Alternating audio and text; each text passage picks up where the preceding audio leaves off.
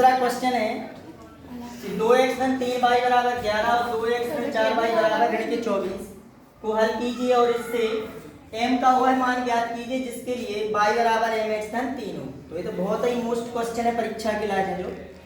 तो पहले तो दो समीकरण हैं तो इनसे अपन हम क्या निकाल लें, x और y की मान निकालें और x और y की मान अपन रख दें ई वाले समीकरण में कि y बराबर mx धन 3 जो एक रेखा को समीकरण है जो 11वीं में तुमने y बराबर mx प्लस c ई के रूप में एक रेखा की समीकरण पढ़ो। आओ समझ में। तो y बराबर mx धन 3 दो तो x और y की जैसे मान रखते हैं अपन तो m को अपन हम मान ज्ञात हो जाए। तो अपन m को मान ज्ञात करने हैं अपन समीकरण पहले से दो दे हैं x वालों और x और y में। देखो ये दो समीकरण हैं तो पहले अपन समीकरण 1 से समीकरण हल करें। पहले तो समीकरण 1 का है अपनों या अपन समीकरण लिख लो पहले। देखिए 2x धन 3y बराबर 11 जो पहला समीकरण बनेगा अपनों और 2x ऋण 4y बराबर ऋण के 24 ये समीकरण दूसरा। तो अपन करें वज्र नहीं पहले प्रतिस्थापन विधि से हल करते हैं अपन। प्रतिस्थापन तो प्रतिस्थापन विधि में क्या करें अपन पहले तो इन दो समीकरणों में से कोई भी एक समीकरण लें। जैसे हमने पहला समीकरण लो तो इसे अगर हम x को मान निकालें तो दूसरे में प्रतिस्थापित करें और अगर हम दूसरे से निकालें तो पहले में प्रतिस्थापित करें। तो पहले हम समीकरण 1 को ले लें तो समीकरण 1 से समीकरण 1 कितना है 2x धन 3y बराबर 11 3y को क्या करते हैं अपन पक्षांतर तो 2x बराबर आ जाए 11 ऋण के 3y x बराबर जो दो बटे में पहुंचे 11 ऋण 3y बटे 2 जो कौन सा समीकरण बन गया अपनों तीसरा। अब x को जो हमने मान निकालो कौन से समीकरण से निकालो है पहले से। तो जो मान का में प्रतिस्थापित करने बनो तो x का मान समीकरण 2 में प्रतिस्थापित x का मान समीकरण 2 में प्रतिस्थापित तो समीकरण 2 में प्रतिस्थापित करें x का मान। तो देखिए जो दो x की जगह पे अपन हम x को मान प्रतिस्थापित कर रहे हैं तो 11 ऋण 3y बटे 2 और ऋण की कितनी है जी 4 बराबर कितनी 24। देखो 2 से 2 अब आ जाए जी 11 ऋण 3y ऋण की कितनी 4y बराबर ऋण की 24। अब इसे जोड़ेंगे 11 ऋण की 3y ऋण की 4y तो ऋण की हो जाए हैं 7y बराबर ऋण की 24। 7y को कर दें उस साइड पक्षांतर यस और 24 को कर लें इस साइड पक्षांतर। आ रहा समझ में। तो देखो इधर से करें 7y को उस साइड और 24 को इस साइड तो 11 धन के हो जाए 24। देखो जो ऋण के है इस साइड का पक्षांतर है तो धन के हो और ऋण के 7y उस साइड पक्षांतर करते तो ये हो जाए धन। अब देखो 11 और 24 जो है तो हो जाए 35 बराबर 7 बटे में कर दो तो 35 बटे 7 बराबर 7 एकम 7 पंचे 35 या करते हैं अपन y को मान आगो कितनो 5। अब y को मान 5 निकालो तो जो मान रखे हैं अपन कहाँ पे प्रतिस्थापित करें समीकरण 3। तो समीकरण 3 में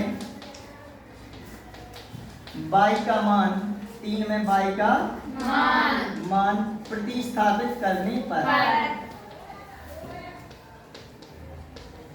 समीकरण 3 में प्रतिस्थापित करें तो देखो इधर x बराबर 11 ऋण 3 y की जगह y को मान रखने 3 गुणित 5। अब देखो इधर 3 हमने y को मान रखा और बटे में कितनी है 2।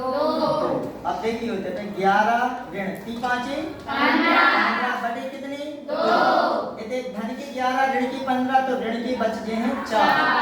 11 में 11 धन के हैं ऋण की 15 में से अपन ने 11 घटा दें तो कितनी बची 4 बटे कितनी 2 2 एकम 2 2 दूनी 4। तो जो x बराबर आ जाए माइनस की 2 आगो सर में।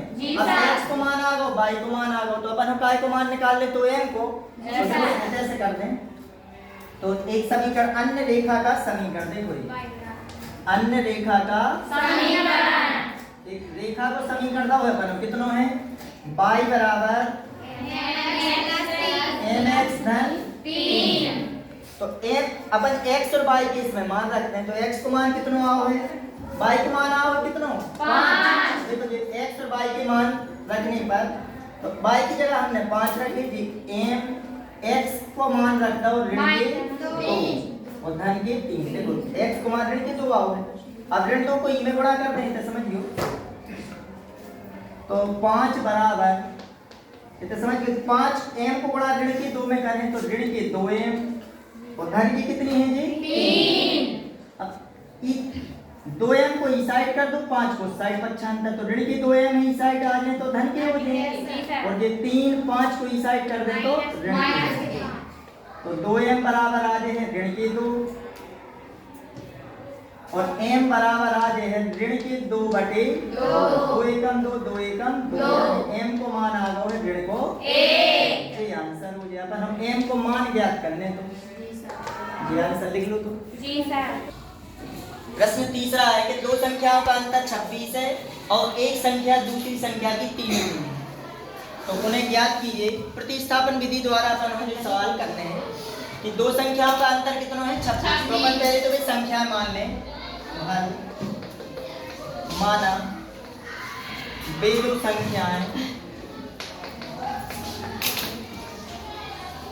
संख्याएं x व y।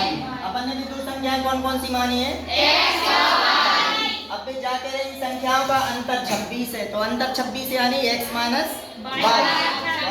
पहली शर्त देखियो, फर्स्ट शर्त से क्या कह रहे हैं इनको अंतर, तो x माइनस y, x में से y घटा दें तो कितने आ रहे हैं 26, जो बन जाए पहला समीकरण। आओ समझ में। तो क्या कह रहे हैं कि इन दोनों संख्याओं का अंतर 26 है, और अगर वे कहते हैं योगफल तो अपन x प्लस y कर देते, आरो समझ में करेंगे। तो वे कह रहे हैं अंतर इनको 26 है तो x माइनस y बराबर 26 या पहली शर्त। दूसरी शर्त में देखो क्या कह रहे हैं, दूसरी शर्त से वे कह रहे हैं अभी ध्यान देइए 26 है और एक संख्या दूसरी संख्या की 3 गुनी है, तो एक संख्या माने अपन बात संख्या का आती x और दूसरी संख्या का आती y की 3 गुनी है। 3 गुनी यानी 3 का गुणा करते हैं। पहली एक संख्या दूसरी संख्या की 3 यानी 3 गुनी यानी 3 का गुणा। तो x बराबर 3y को क्या करते हैं अपन 5 माइनस y बराबर 0, बन गया समीकरण नंबर 2। अब अपन से कही गई है कि प्रतिस्थापन विधि से इन सवालों हल करने, तो प्रतिस्थापन में कोई भी दो समीकरणों में से एक समीकरण लेवे, तो इधर लिखते हैं पहले प्रतिस्थापन विधि द्वारा। प्रतिस्थापन विधि द्वारा तो देखो प्रतिस्थापन विधि, तो समीकरण 1 और 2 ले अपन ने, समीकरण 1 व 2 में पहले तो समीकरण 1 ले लें। समीकरण 1 से देखो समीकरण 1 से अपन x को मान निकाल दें, y को क्या कर दें पक्षांतर। x बराबर y को पक्षांतर, तो ऋण को y है तो धन के हो जाए और धन के जी 26। देखो y को हमने पक्षांतर कर दो, तो कौन सा समीकरण बन गया अपनो तीसरा। अब जो x को मान निकाल दो हमने, तो x को मान समीकरण 2 में प्रतिस्थापित कर दें। आओ समझो प्रतिस्थापित, तो x का मान समीकरण 2 में प्रतिस्थापित करने पर, तो देखो x को मान समीकरण 2 में प्रतिस्थापित करें, तो जो वाला मान समीकरण 2 में, तो x की जगह कितनी रखने अपन y धन 26। देखो x को हमने मान रख दो और ऋण की कितनी है जी 3y बराबर 0। अब धन को y है ऋण की 3y, तो देखो पहले तो ये 26 धन को y ऋण की 3y, तो ऋण के बचते हैं 2y बराबर 0। वैसे 3y में से 1y घट जाए। आरो समझ में, जब दोनों ऋण की हो तब जोड़ने, दोनों धन की तब जोड़ने, लेकिन एक ऋण को एक धन को तो घट जाए। तो 3y में से जो धन को 1y घटा दो तो ऋण की 2y बची को कर दे अपन पक्षांतर। तो देखो यहाँ से कर रहे हैं, तो ये 26 ऋण के 2y को पक्षांतर करें तो धन के 2y हो जाए। देखो 0 तरफ हमने इसको क्या करता है पक्षांतर। अब दोनों पक्षों में 2 को भाग दे दें या 26/2, ये 2 में आ जाए बराबर y, 2 से काट दें तो कितने आ जाए 13। 2 एकम 2 2 3 6, y को मान आ गया है 13, y को मान 13। अब y का मान का में प्रतिस्थापित करने समीकरण 3 में, प्रतिस्थापन विधि में का गलत जो समीकरण 3 है वही में अपन बाद में मान प्रतिस्थापित कर दी। तो y का मान समीकरण 3 में प्रतिस्थापित करने पर प्रतिस्थापित करने पर तो देखो प्रतिस्थापित करें तो x बराबर 22 है 26 है तो x बराबर 22 की जगह क्या रखते हैं 13 धन 26 तो x बराबर 13 और 26 हो जाए 39 तो अतः है बे संख्या x को मान 39 आओ और y को मान आओ है 13। अब विद्या कह रहे थे कि दोनों संख्याओं का अंतर 26 है तो 39 में से 13 घटे हैं बताओ कितने आ जाए 26। तो विद्या भी कह रहे हैं एक संख्या दूसरी संख्या की तिगनी है तो देखो एक संख्या 13 है और दूसरी 39 है तो 13 ती 39 मतलब 3 गुना भी है संख्या तो अतः बे संख्याएं कौन कौन सी हैं बे संख्या 13 व 39 है ये आंसर हो जाए जी सर। लिखो देखो जैसे तो क्वेश्चन दूसरा है कि दो समपूरक कोणों में बड़ा कोण छोटे कोण से 18 डिग्री अधिक है तो उन्हें ज्ञात कीजिए। तो पहले समझ लो कैसे कोण ज्ञात करे जाएं। जी समपूरक कोण है तो समपूरक कोणों का 180 है देखा कहते हैं समपूरक कोण और अगर पूरक कोण कही जाए तो कितने पे है उनको दोनों को टोटल पूरक कोणों को 90 अंश और समपूरक कोणों को 180 अंश। अब इधर समझियो देखिए दो समपूरक कोणों में बड़ा कोण छोटे 18 डिग्री अधिक है तो इधर ध्यान रखियो। तो पहले अपन माने कि माना छोटा कोण बराबर x छोटा कोण का मानो x अंश तथा अब बड़ा कोण कितना हो जाए 18 डिग्री अधिक है जी सर। छोटा कोण x तथा बड़ा कोण y या अपन ऐसे माने दो कोण मान लो पहले x और y इसमें जल्दी आ रहा है देखो जरा कैसे कि माना बे दो कोण या माना बे दो समपूरक कोण कौन से कोण मान रहे हैं समपूरक कोण x व y अंश है। अब समपूरक का मतलब इन दोनों को टोटल कितना लो चच्ची फर्स्ट शर्त देखिए ये समपूरक है तो दोनों को टोटल बन जाए कितनों 180 अंश और हमने x अंश और y अंश बराबर 180 अंश या अपन इसको लिख दो x धन y बराबर 180 अंश बाद में देखिए जो बन जाए समीकरण नंबर 1 यानी दोनों कोणों का टोटल कितना हो रहा है 180 अंश। अब दूसरी शर्त देखो